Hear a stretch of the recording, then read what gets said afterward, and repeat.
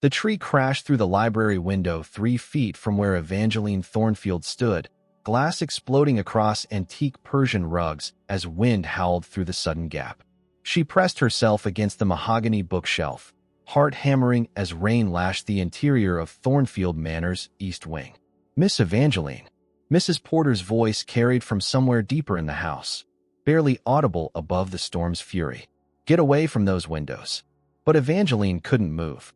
Through the jagged opening, she watched the 100-year-old oak that had sheltered her childhood reading spot now lay split and dying across the estate's circular drive. Beyond it, a figure stumbled through the chaos, struggling against wind that bent him nearly horizontal. A man, a stranger. In 22 years, no stranger had ever set foot on Thornfield property without Grandmother Beatrice's explicit permission. The estate sat 5 miles outside Cedar Falls proper, surrounded by walls and gates that had kept the world at bay since Evangeline's arrival as an infant. Yet here was someone fighting his way toward the manor's front steps, clothes plastered to his tall frame. Dark hair whipping across features she couldn't quite make out through the storm's veil. Her feet moved before her mind caught up.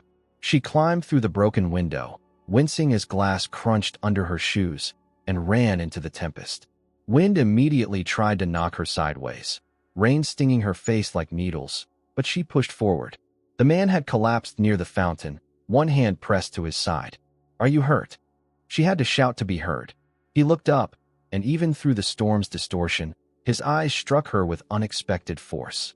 Dark green, almost black, set in a face that belonged more to some dangerous fairy tale than the careful, controlled world she'd always known. Blood seeped between his fingers where they clutched his ribs. "My car." He gestured weakly toward the main road, though nothing was visible through the wall of rain. "Tree came down. Nearly took my head off." Evangeline glanced back at the manor. Every window blazed with light as staff rushed to secure the house against the storm's assault. Grandmother would be in her study, directing operations with military precision. She'd never approve of bringing a stranger inside, especially not a man who looked like he'd stepped from the pages of one of those forbidden novels Evangeline sometimes found in the manor's forgotten corners. But blood was blood, and the storm showed no signs of weakening. "Can you walk?" She slipped her shoulder under his arm, surprised by his solid weight. Up close, she caught his scent through the rain, something like cedar and smoke that made her stomach flutter in a way she didn't understand. "Shouldn't be out here." His voice was rough, strained. "This storm could kill you. Then we'd better get inside." They struggled together toward the manor's massive front doors, his steps growing steadier as they moved. Evangeline found herself acutely aware of every point where their bodies touched, every place his hand gripped her shoulder for support. She'd lived her entire life surrounded by elderly staff and her grandmother's equally elderly friends. Physical contact meant nothing more than formal handshakes and ritual cheek kisses during holiday gatherings. This felt entirely different. The doors burst open before they reached them. Mrs. Porter stood silhouetted against the foyer's warm light, her usually immaculate gray hair wild with worry. "Miss Evangeline, what on earth are you thinking, bringing a stranger into this house?" The housekeeper's Scottish accent thickened with distress. "Your grandmother will have my head, and yours too." "He's injured, Mrs. Porter. Look at him." The man straightened slightly, attempting dignity despite his bedraggled state. "Phoenix Merriweather, ma'am. I apologize for the intrusion. My vehicle was damaged in the storm, and your granddaughter." He paused, studying Evangeline with those unsettling dark eyes. "She quite possibly saved my life." Mrs. Porter's expression shifted from outrage to reluctant concern as she noticed the blood. "Well, I suppose we can't leave you to die on the doorstep. But mind you, sir, Mrs. Beatrice Thornfield rules this house with an iron fist. She won't take kindly to unexpected guests." "I understand completely." Phoenix's gaze never left Evangeline's face. "I have no intention of overstaying my welcome." As they moved into the foyer's warmth, Evangeline caught her reflection in the antique mirror beside the staircase. Her usually perfect auburn hair hung in wet tangles, her conservative blue dress clinging in ways that would scandalize grandmother. But her cheeks were flushed with color she'd never seen before, and her eyes held a brightness that seemed to come from some deep, previously untapped source. Phoenix Merriweather. The name felt dangerous on her tongue, like a secret she wasn't supposed to know. From somewhere in the house's depths came the sharp click of grandmother's walking stick against marble floors, drawing closer with each measured step. Beatrice Thornfield appeared in the foyer like a queen surveying conquered territory, her silver hair pulled into its customary severe chignon, steel-gray eyes taking in every detail of the scene before her. At 78, she moved with the precision of someone accustomed to absolute control, her black walking stick more accessory than necessity. Evangeline. Her voice could have frozen summer rain. Explain. Phoenix stepped forward before Evangeline could speak, water still dripping from his dark hair onto the marble floor. Mrs. Thornfield, I presume. Phoenix Merriweather. The storm damaged my vehicle, and your granddaughter was kind enough to offer shelter. Merriweather. Beatrice repeated the name slowly, as if tasting something unpleasant. Something flickered across her features too quickly for Evangeline to interpret. I'm not familiar with that family name in these parts. My family hasn't lived in Cedar Falls for quite some time. Phoenix's tone remained polite, but Evangeline caught an undercurrent of something harder underneath. Though we once had significant ties to this area. Mrs. Porter cleared her throat. Shall I prepare the blue guest room, ma'am? The gentleman's injured and needs medical attention. Beatrice's gaze moved between Phoenix and Evangeline, lingering on her granddaughter's disheveled appearance with obvious disapproval. Very well. One night only. The storm should pass by morning. She turned to Evangeline. Come to my study immediately. We need to discuss your behavior tonight. As Mrs. Porter led Phoenix toward the stairs, he caught Evangeline's arm gently. Thank you. For everything. The brief contact sent warmth shooting up her arm, and she found herself staring into those dark green eyes longer than propriety allowed. When he finally released her and followed the housekeeper upstairs, Evangeline realized her grandmother was watching every moment of the exchange. My study. Now, the study had always been Beatrice's domain, filled with legal documents, property deeds, and photographs of Thornfield ancestors dating back generations. Tonight it felt smaller somehow, the walls pressing closer as Beatrice settled behind her massive oak desk. Sit down, Evangeline. She perched on the edge of a leather chair, still damp from the storm, still feeling the phantom warmth where Phoenix had touched her arm. In 22 years, you have never once disobeyed my direct instructions about strangers on this property. Beatrice's fingers drummed against the desk's surface. Tonight you not only spoke to an unknown man, but brought him into our home. I want to understand what prompted such reckless behavior. He was hurt, grandmother. Bleeding. Was I supposed to leave him to die in the storm? You were supposed to call for help and let proper authorities handle the situation. You were not supposed to expose yourself to potential danger from a man whose background we know nothing about. Evangeline straightened in her chair. What danger? He could barely stand upright. The most dangerous predators often appear wounded and helpless. Beatrice's voice carried the weight of bitter experience. Men like that. She paused, studying Evangeline's face carefully. Men who claim family connections to this area while clearly being outsiders. They usually want something. What could he possibly want from us? Money, property, or perhaps, Beatrice's gaze sharpened. Perhaps information about our family history. The words hung in the air like a challenge.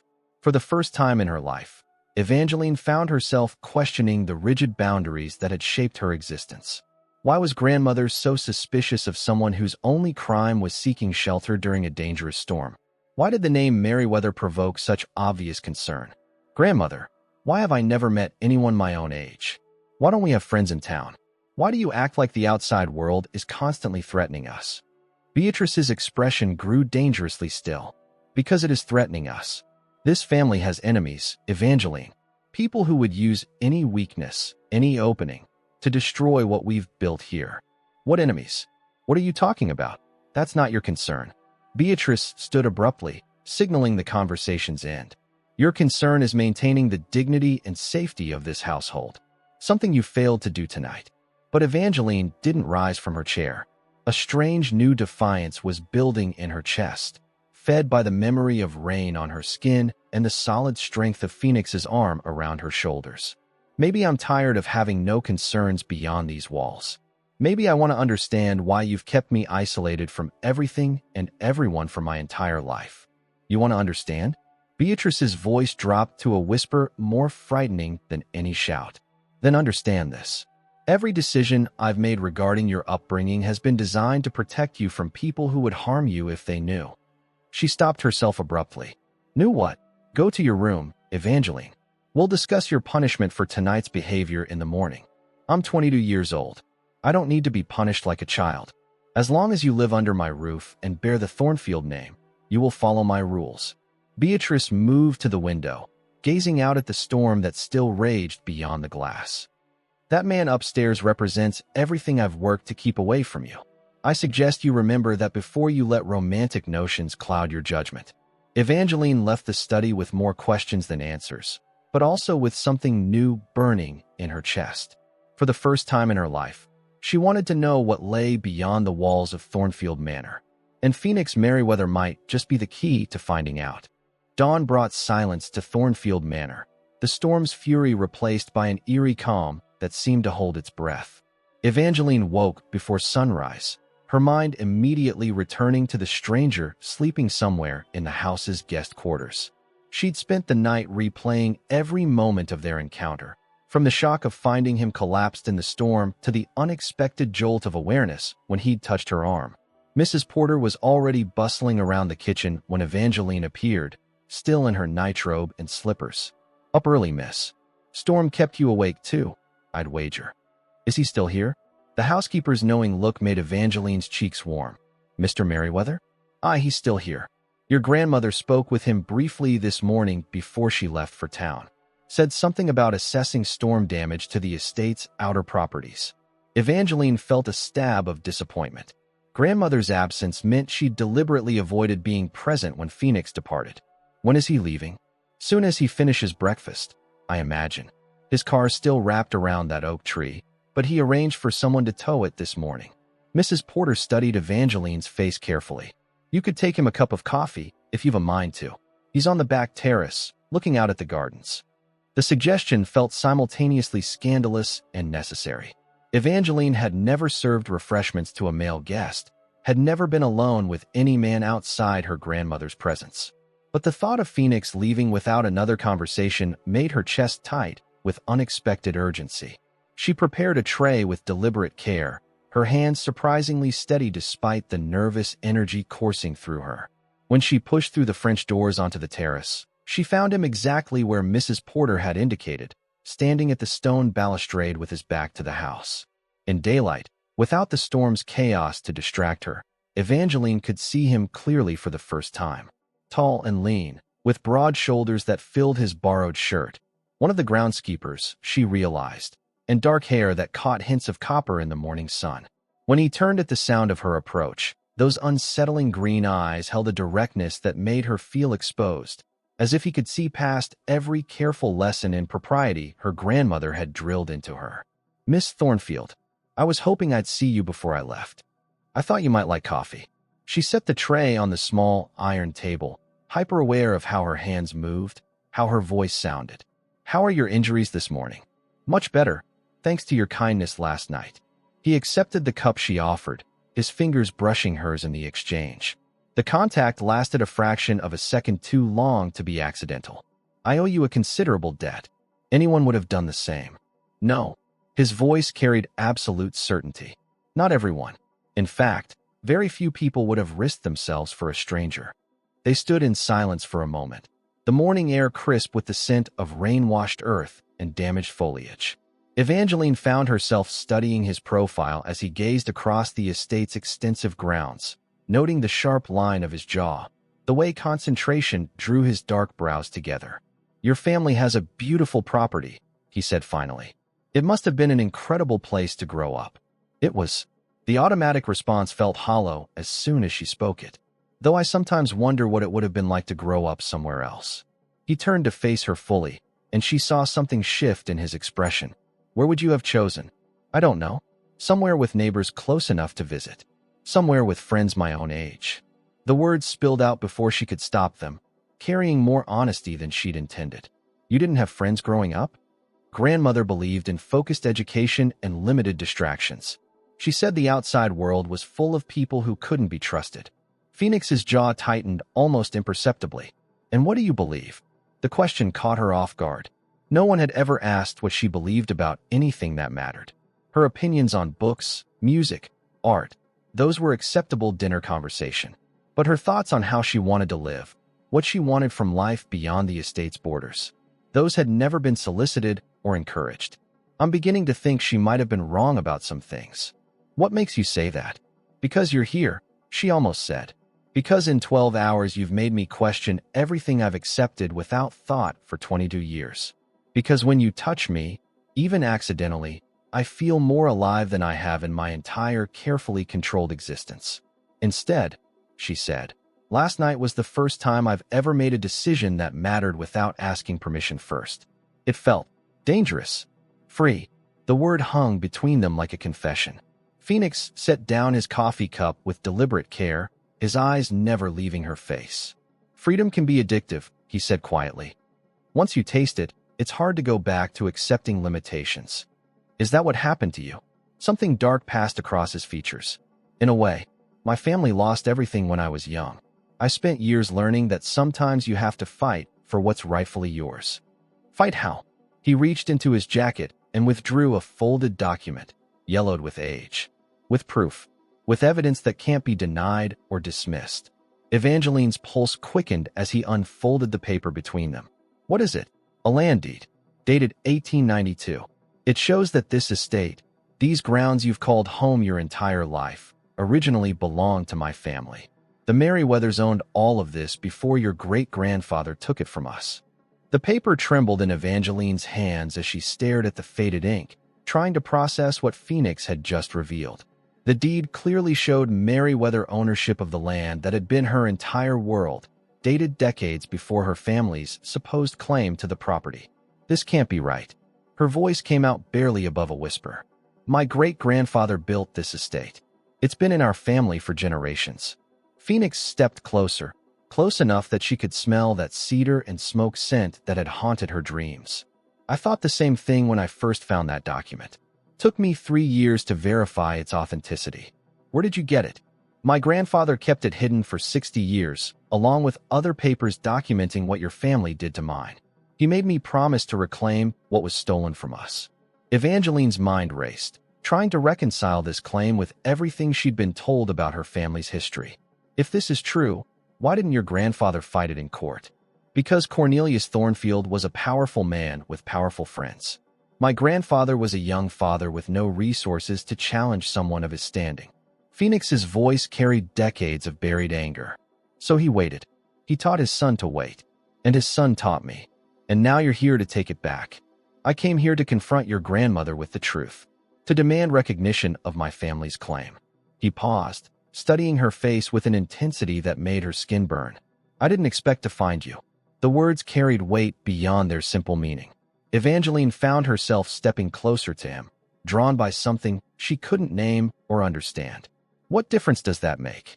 It changes everything. His hand rose as if to touch her face, then dropped back to his side. I spent years planning to destroy your family's hold on this place. I never planned to. To what? Instead of answering, he refolded the deed and slipped it back into his jacket. I should go. I've said too much already. No. The word burst from her with surprising force. You can't just tell me my entire life has been built on stolen land and then walk away. I deserve to know the truth. The truth isn't always something you can handle. Let me decide what I can handle. Phoenix looked at her for a long moment, something shifting in those dark green eyes. Your grandmother knows exactly what happened. If you want real answers, you'll have to ask her yourself. After he left, towed away by a mechanic from town, Evangeline found herself unable to focus on anything except the questions burning in her mind. She wandered through the manor's familiar rooms as if seeing them for the first time, wondering what secrets they might hold. The family documents were kept in grandmother's private study, locked away in filing cabinets that had always been strictly off-limits. But grandmother wouldn't return from town until evening, and Mrs. Porter was busy supervising storm cleanup in the grounds. The locks yielded more easily than expected to a hairpin and determination born of desperation. Inside the first cabinet, Evangeline found exactly what she was looking for, and something she hadn't expected to find at all. Her birth certificate sat in a manila folder labeled with her name, but when she pulled it out, the details made no sense. According to the document, She had been born Evangeline Clearwater, not Thornfield. The parents listed were James and Margaret Clearwater, names she'd never heard before in her life. Below that was another document, adoption papers dated when she was 6 months old, transferring custody from the Clearwater family to Beatrice Thornfield. No explanation, no background information, just legal signatures and court seals. She was still staring at the papers when footsteps sounded in the hallway outside. Panic seized her as she realized someone was approaching the study. She quickly returned the documents to their folder and closed the filing cabinet, but there wasn't time to lock it again before the door opened. Miss Thornfield. The man in the doorway was tall and impeccably dressed, with silver hair and the kind of smooth confidence that came from money and privilege. She'd never seen him before, but he spoke as if they were well acquainted. "I'm Sterling Nightshade, your grandmother's attorney. She asked me to stop by and check on storm damage to the property while she handles business in town." Something about his smile made Evangeline's skin crawl, though she couldn't pinpoint why. "Mr. Nightshade, I don't believe we've met." "Indeed not, though I've been handling your family's legal affairs for many years. Your grandmother speaks of you often." His gaze moved past her to the filing cabinet, and she realized he'd noticed it wasn't completely closed. "I hope the storm didn't cause too much disruption to the household. Just some broken windows and fallen trees. Nothing we can't manage." "Excellent. And I understand you had an unexpected guest last night. A Mr. Merriweather, was it?" The casual way he mentioned Phoenix's name sent warning signals through her mind. "How did you know about that?" "Your grandmother mentioned it when she called this morning. She was quite concerned about having a stranger on the property." Sterling moved closer, his eyes never leaving her face. "The Merriweather name isn't one I'm familiar with in these parts." "Did he say what brought him to Cedar Falls?" "Car trouble. The storm damaged his vehicle." "How fortunate that he happened to be passing by during such dangerous weather." Sterling's tone suggested he found nothing fortunate about it at all. "I hope he didn't upset you with any unusual claims about local history." The question felt like a trap. Evangeline forced herself to meet his gaze steadily. "I'm not sure what you mean. Some people enjoy creating drama by spreading old rumors and half-truths, particularly about prominent families like yours." Sterling's smile never wavered. "I'd hate for someone to take advantage of your generous nature by filling your head with nonsense." "Of course. Good. Well, I should inspect the grounds before your grandmother returns. Please give her my regards." After he left, Evangeline realized her hands were shaking. Sterling Nightshade knew more about Phoenix's visit than any casual conversation with grandmother could have revealed, which meant he'd been watching, which meant he knew exactly why Phoenix had come to Thornfield Manor. And if the adoption papers were real, it meant she wasn't who she'd believed herself to be her entire life.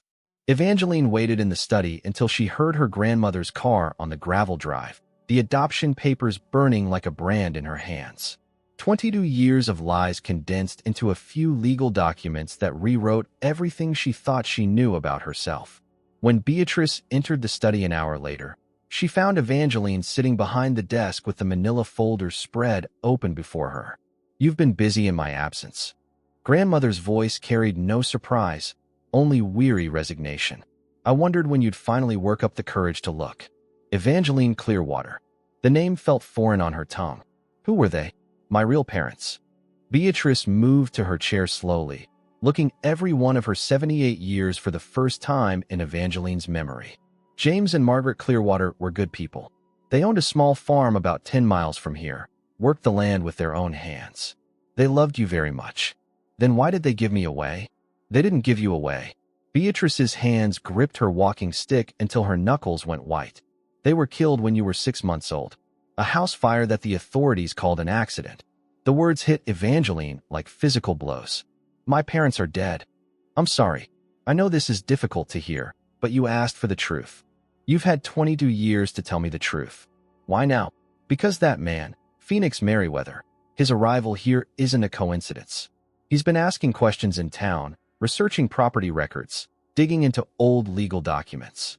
Someone's been feeding him information about our family, and I suspect they've told him about yours as well." Evangeline's mind raced back to Phoenix's claims about stolen land, the anger in his voice when he spoke of what her family had done to his. "He showed me a deed. He said Cornelius Thornfield stole his family's property. Cornelius Thornfield was murdered in 1963, 3 months after your parents died." Shot in his own study, right where you're sitting now. Beatrice's voice dropped to barely above a whisper. The police never found his killer, but I know it was connected to the land disputes that had been brewing for months. Land disputes. Several families in the area claimed ownership of various properties based on old Spanish land grants and territorial agreements. The Merriweathers were one of them. So were the Clearwaters. Cornelius was trying to help mediate the disputes legally when someone decided violence was a better solution. Evangeline stared at the desk's polished surface, trying to imagine her great-grandfather dying here, shot by someone who believed he'd stolen their birthright. You think Phoenix's family killed him? I think someone killed 3 people in the span of 3 months to consolidate land ownership in this area. And I think whoever orchestrated those murders is still alive, still working to cover their tracks. Beatrice leaned forward, her gray eyes intense with urgency. That's why I've kept you isolated, Evangeline. That's why I've been so protective. You're the last Clearwater heir, and your parents' property was never properly transferred after their deaths. Someone has been very carefully managing legal documents for decades to ensure certain truths never come to light. What truths? That the real killer wasn't a Merriweather or a Thornfield. It was someone who used the confusion and conflict to eliminate the rightful owners of the most valuable properties in the county. Meanwhile, across town in a small motel room, Phoenix spread his grandfather's documents across the narrow bed and studied them with growing unease. The conversation with Evangeline had planted seeds of doubt that refused to stop growing. If Cornelius Thornfield had been helping to mediate land disputes rather than stealing property, then everything Phoenix believed about his family's history might be wrong. He pulled out his phone and dialed the number he'd memorized but never wanted to use. Sterling Nightshade. It's Phoenix Merriweather. We need to talk. Ah, Mr. Merriweather. I was hoping you'd call. How did your visit to Thornfield Manor go? The smooth confidence in Sterling's voice triggered every instinct Phoenix had developed over years of careful planning. You knew I was going there. Of course I knew. I'm the one who provided you with the documents that brought you to Cedar Falls in the first place. Phoenix's blood turned to ice. What documents? The land deed showing Merriweather ownership of the Thornfield estate. The legal papers documenting your grandfather's claims against the Thornfield family. All very convincing and all completely fabricated. You're lying. I'm afraid not. I had those documents created specifically to bring you here, to this moment. You see, Mr. Merriweather, your grandfather's real claim wasn't to the Thornfield land at all. It was to a much smaller but infinitely more valuable piece of property that the Clearwater family owned before their untimely demise. Phoenix's mind reeled as the implications hit him. The Clearwaters. Indeed. A family with rightful claim to mineral rights worth several $1 million in today's market. Rights that have been tied up in legal limbo since their deaths in 1963. But if someone were to marry the last surviving Clearwater heir, someone like Evangeline, who doesn't even know her true identity, well, those rights could finally be claimed. You son of a bitch. You've been manipulating all of this. I've been very patient, Mr. Merriweather. 60 years of patience, waiting for the right moment to consolidate everything under proper ownership. Your arrival was simply the catalyst I needed to push events into motion. What do you want? I want you to continue your relationship with Miss Thornfield. Convince her to marry you. As her husband, you'll have legal standing to claim the Clearwater inheritance, which you will then sign over to me as compensation for the fabricated evidence I provided. And if I refuse, then I'll be forced to reveal to certain interested parties that you're not actually a Merriweather at all, that you're the son of a drifter who died in a car accident 20 years ago, and that the identity you've been using is as false as the documents that brought you here. The phone went dead in Phoenix's hand, leaving him staring at papers that represented years of lies built on lies. Everything he'd believed about his heritage, his mission, his right to justice. All of it manufactured by a man who'd been playing a game Phoenix never even knew existed. But the worst part wasn't discovering he'd been manipulated. The worst part was realizing that his growing feelings for Evangeline had been built on a foundation of deliberate deception, and that continuing to see her would make him complicit in Sterling's plan. He gathered the false documents and shoved them into his jacket, his hands shaking with rage and something that felt dangerously close to heartbreak. Whatever Sterling's ultimate goal, Phoenix couldn't let Evangeline become collateral damage in a scheme that had already destroyed too many lives. even if walking away from her felt like tearing his heart out of his chest. Phoenix stood outside Thornfield Manor for the second time in 3 days, but this visit felt entirely different from his storm-driven arrival. This time he came bearing the weight of terrible knowledge, knowing that every word he spoke would be both truth and betrayal. Evangeline met him at the front door before he could knock, as if she'd been watching for him from the windows. The sight of her face, bright with genuine pleasure at seeing him again, nearly broke his resolve. "Phoenix, I wasn't sure you'd come back. We need to talk. Privately." Something in his tone made her smile fade. She led him to the same terrace where they'd shared coffee and revelations just yesterday, though it felt like a lifetime ago. The morning air carried the scent of rain-washed roses and the distant sound of groundskeepers clearing storm debris. "I've learned things about my family since we last spoke," she began, her words tumbling out in a rush. "About who I really am, about my parents." Evangeline, stop. He couldn't let her continue, couldn't bear to hear the trust in her voice when he was about to shatter it completely. "Everything I told you about my family's claim to this land was a lie." She went very still, her hands gripping the terrace railing. "What do you mean?" "The deed I showed you, the story about your great-grandfather stealing our property, none of it was real. Someone created false documents to manipulate me into coming here, into meeting you." "But why would anyone?" "Because you're not just Evangeline Thornfield. You're the last surviving member of the Clearwater family, and that makes you incredibly valuable to the right person." He watched her face as the implications hit her, saw the moment when hurt replaced confusion in her dark eyes. "You knew. When you came here, you knew who I really was." "No, I swear to you, I believed everything I told you about my family's history. I've spent years planning to reclaim what I thought was stolen from us." Phoenix's hands clenched into fists at his sides. "But someone's been pulling strings for decades, moving people around like pieces on a chessboard. You, me, probably your grandmother too." "Who? Who would do this?" "Sterling Nightshade." The name hung between them like a curse. Evangeline's face went pale as she processed what he was telling her. "Mr. Nightshade has been our family's attorney for years. He was here yesterday, asking questions about you. He's been planning this for decades. The murders in 1963, the legal manipulations, everything designed to consolidate control over the most valuable properties in the county. Your parents' land contains mineral rights worth millions, Evangeline. Rights that can only be claimed by their heir. Me, you. And the easiest way to control those rights would be to control you. Through marriage to someone who believes he owes Sterling a debt for helping him reclaim his family's honor." Understanding dawned in her eyes, followed immediately by a pain so raw it made Phoenix's chest tighten with guilt. "That's what this has been. Your interest in me, the way you've made me feel, it's all part of his plan." "No." The word tore from his throat with desperate intensity. "Whatever Sterling intended, what I feel for you is real. These past 3 days have turned my entire world upside down. But you're still leaving." It wasn't a question. She could see the decision in his face, in the rigid way he held himself apart from her.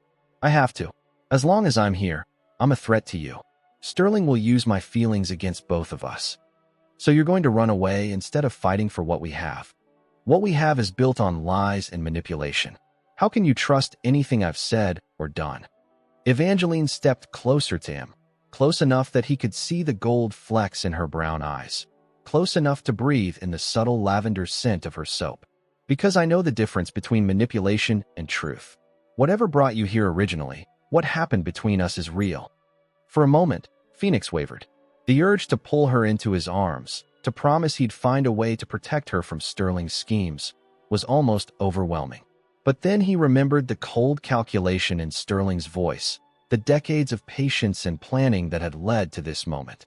"It doesn't matter what's real. Sterling holds too many cards. He knows things about my past, about the identity I've been using, that could destroy any chance we might have together. Then we'll face him together. You don't understand what you're dealing with. This man has killed before, your parents, your great-grandfather, probably others. He won't hesitate to eliminate anyone who threatens his plans." Evangeline's chin lifted with a stubbornness that reminded him forcibly of her grandmother. "Then what do you suggest?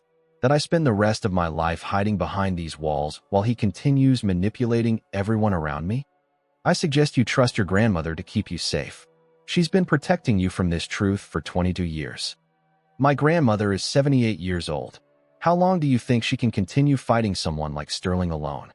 The question hit home because Phoenix had been wondering the same thing. Beatrice Thornfield was formidable, but she was also aging, and Sterling had the patience of someone who'd already waited 60 years to achieve his goals. There has to be another way. There is. We find proof of what he's done. We expose his crimes and end this once and for all. Phoenix shook his head, even as part of him desperately wanted to believe it could be that simple. He's covered his tracks too well. The evidence of murders from 1963 is long gone, if it ever existed at all. Maybe, but Sterling made one mistake. What mistake? He assumed I was as isolated and helpless as he needed me to be. But you've shown me that I'm stronger than I thought. And now that I know the truth about who I am, I'm not going to let him win by default. Phoenix stared at her, seeing not the sheltered young woman he'd first encountered during the storm, but someone who'd found steel in herself that had always been there, waiting for the right moment to emerge. Evangeline, what Sterling wants. What Sterling wants is for both of us to react exactly as we have been. You running away, me retreating into the safety of ignorance. But what if we don't give him what he expects? You're talking about putting yourself in danger. I'm talking about taking control of my own life for the first time in 22 years. Before Phoenix could respond, the sound of a car on the gravel drive made them both turn toward the front of the house.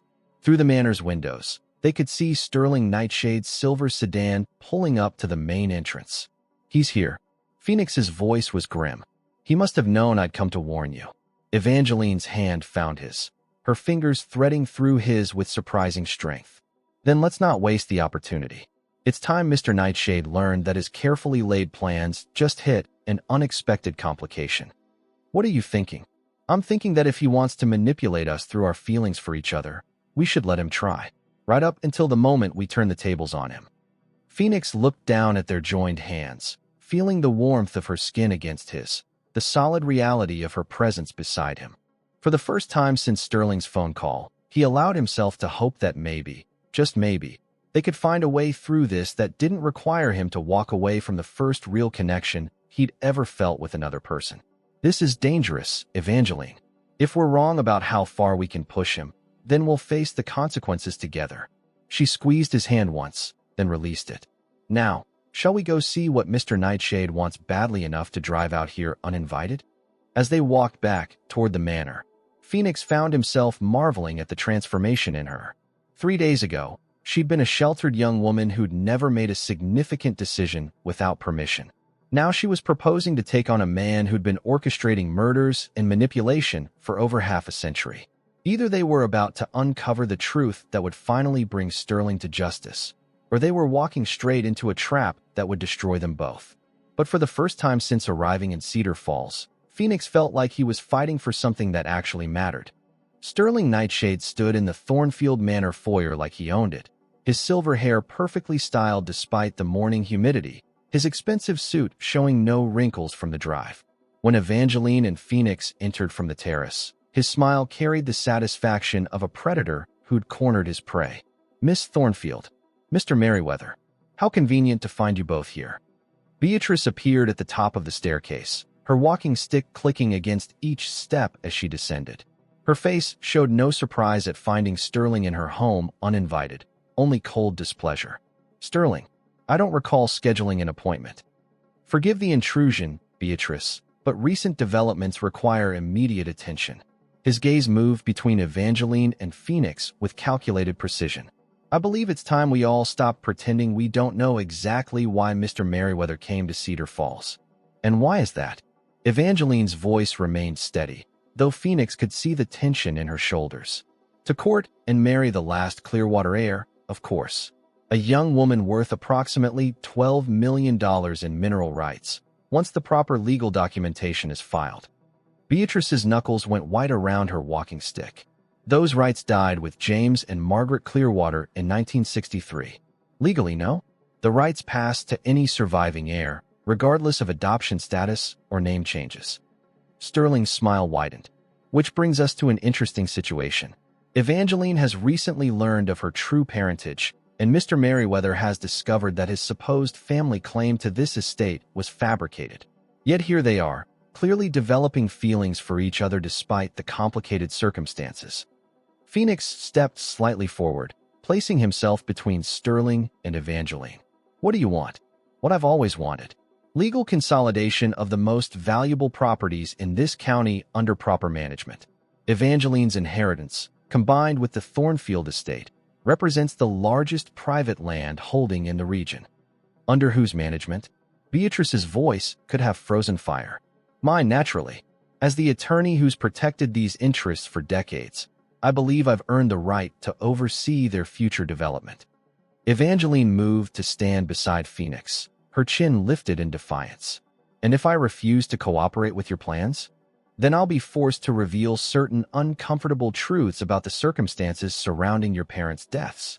And Mr. Merriweather's true identity will become public knowledge, which could prove embarrassing for both of you. You killed them. The words left Evangeline's lips with quiet certainty. You killed my parents and my great-grandfather. Sterling's expression didn't change, but something cold flickered in his eyes. I've never killed anyone, my dear. Though I have occasionally taken advantage of unfortunate accidents and unsolved crimes. You son of a bitch. Phoenix's hands clenched into fists. Language, Mr. Merriweather. Or should I say, Mr. David Harrison? Yes, I know exactly who you are. The son of a drifter who died in a convenience store robbery 20 years ago, who's been using a false identity ever since.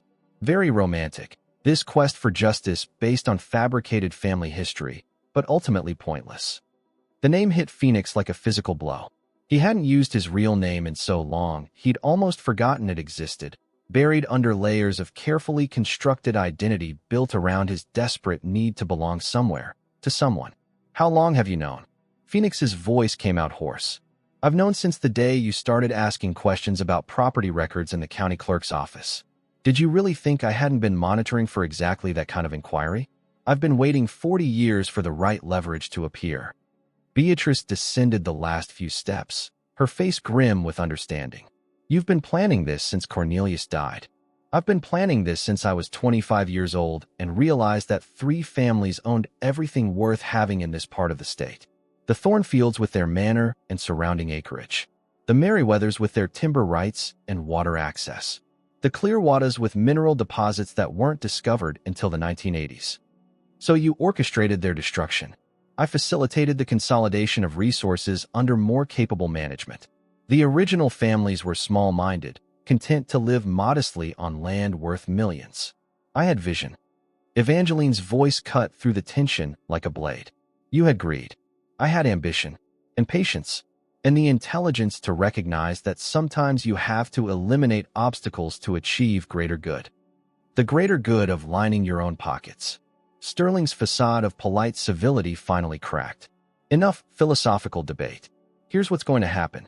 Evangeline will marry Mr. Harrison within the month. The mineral rights will be transferred to a trust I'll administer. The Thornfield estate will be developed for commercial use. Everyone profits. Everyone's secrets remain secret, and no one else has to die. No one else. Phoenix caught the slip immediately. Figure of speech.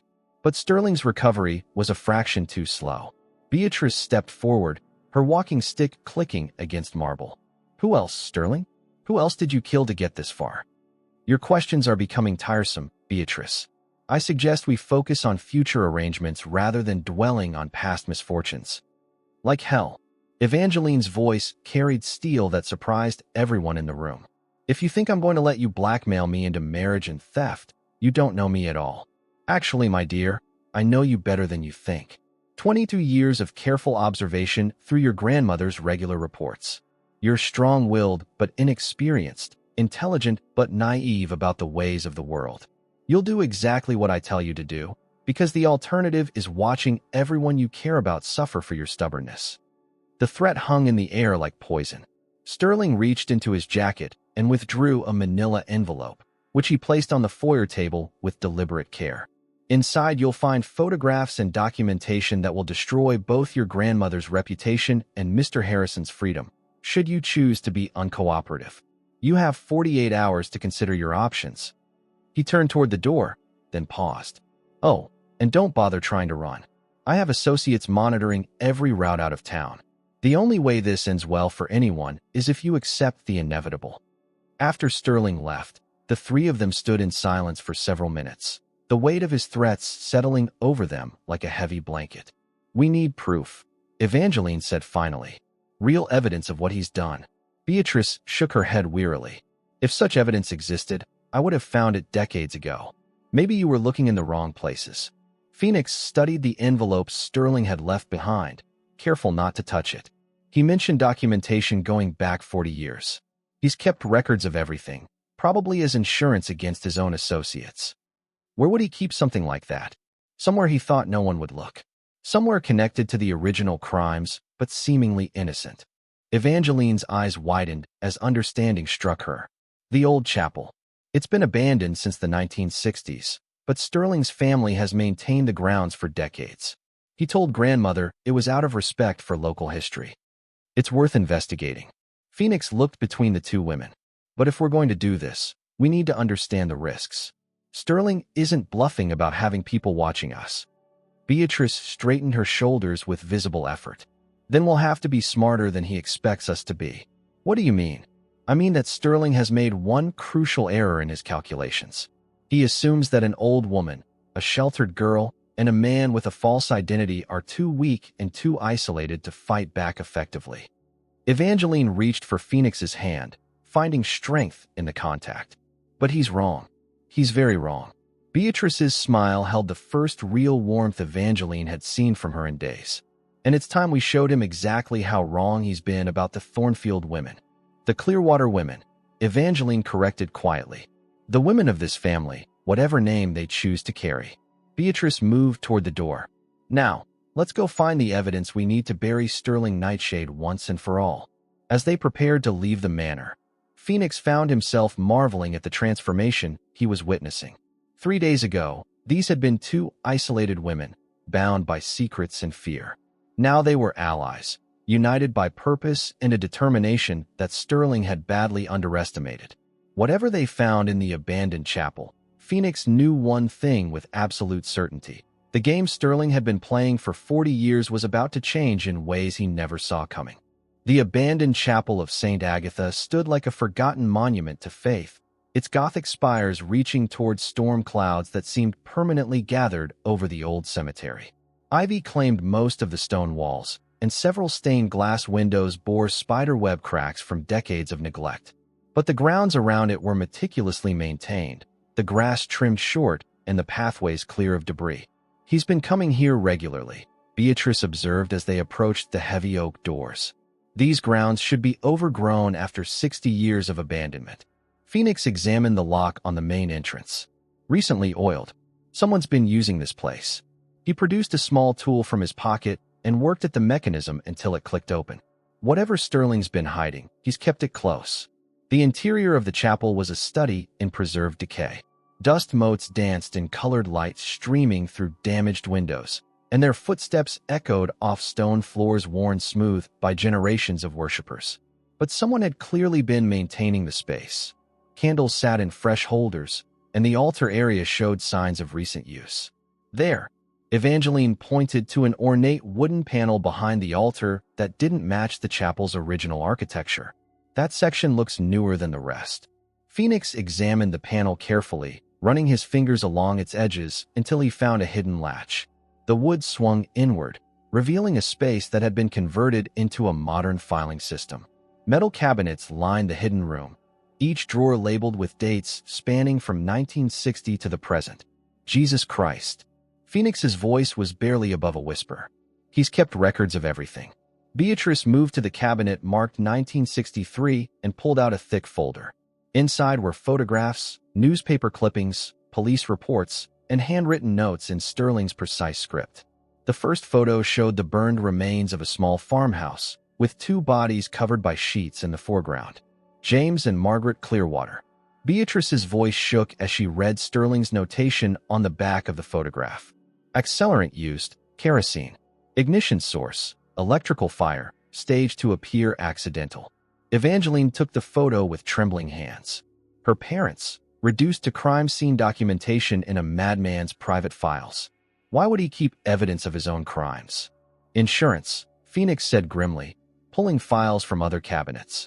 Look at this. He's got documentation on dozens of people. Politicians, judges, business leaders. Anyone who might have posed a threat to his plans over the years. Blackmail material. Beatrice examined a folder marked with a county judge's name. He's been controlling the local legal system for decades. They worked systematically through the files, uncovering a web of corruption and murder that stretched far beyond the original land grabs. Sterling hadn't just eliminated the Clearwater and Thornfield families. He'd been methodically consolidating power throughout the county for 40 years, using a combination of blackmail, manipulation, and selective violence to build his empire. Here, Evangeline's voice was tight with emotion. Cornelius Thornfield, shot twice in the chest, November 15, 1963. Sterling's notes say he was getting too close to uncovering the connection between the Clearwater fire and the land transfers. Phoenix found his own file in a cabinet labeled Current Operations. The folder contained surveillance photos of him taken over the past 6 months, detailed background research into his false identity, and Sterling's plans for manipulation. But at the bottom of the folder was something unexpected, documentation proving Phoenix's real parentage. Son of a bitch, he breathed. I am a Merriweather. Sterling lied about that too. Evangeline looked over his shoulder at the genealogy charts and birth certificates. Your grandfather was Thomas Merriweather, who died in 1978. Sterling had him killed too, but made it look like a heart attack. So the mineral rights, the land claims, all real. Sterling needed a legitimate Merriweather heir to make his final consolidation plan work, so he created a false identity for you while hiding the truth about your real heritage. They were so absorbed in the documents that none of them heard the chapel doors open. Sterling's voice cut through their discoveries like a blade. Touching, really.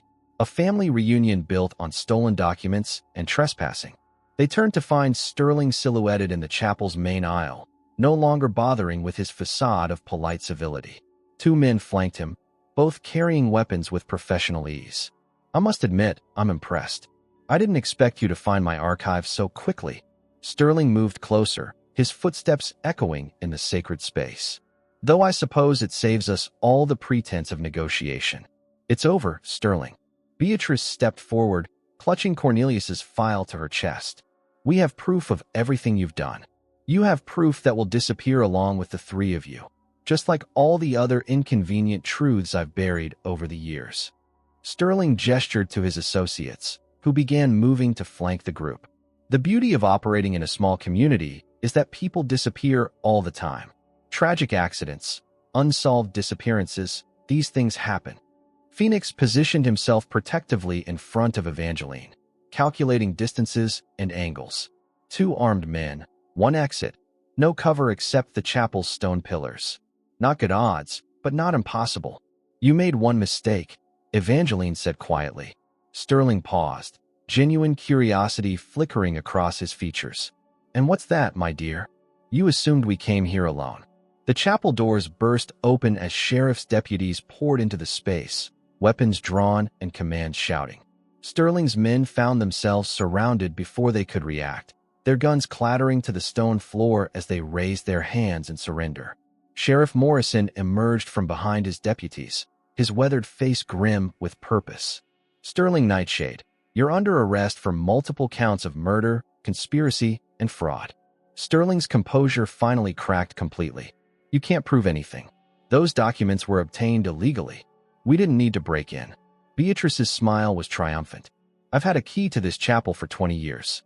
As executor of the diocesan trust that still owns this property, I had every right to inspect the premises and to invite law enforcement to accompany me when I suspected criminal activity. As Sterling was led away in handcuffs, his face a mask of fury and disbelief, Evangeline found herself overwhelmed by the magnitude of what had just occurred. 40 years of carefully orchestrated evil ended in a single morning's work. Phoenix's arms came around her from behind, solid and warm and real. It's over, he murmured against her hair. It's finally over. Not quite. She turned in his arms, looking up into those dark green eyes that had haunted her dreams since the night of the storm. We still have some unfinished business, such as such as the fact that you're the real heir to half the property in this county, and I'm the heir to the other half. And I think it's time we united those holdings under proper management." Phoenix's smile was slow and devastating. "Are you proposing to me, Miss Clearwater?" "Actually, I think that's supposed to be your job, Mr. Merriweather." He kissed her then, right there in the chapel where Sterling had hidden his crimes for decades, transforming the space from a monument to greed into a celebration of love triumphing over evil. When they finally broke apart, Beatrice was watching them with obvious approval. "I suppose I should start planning a wedding," she said dryly.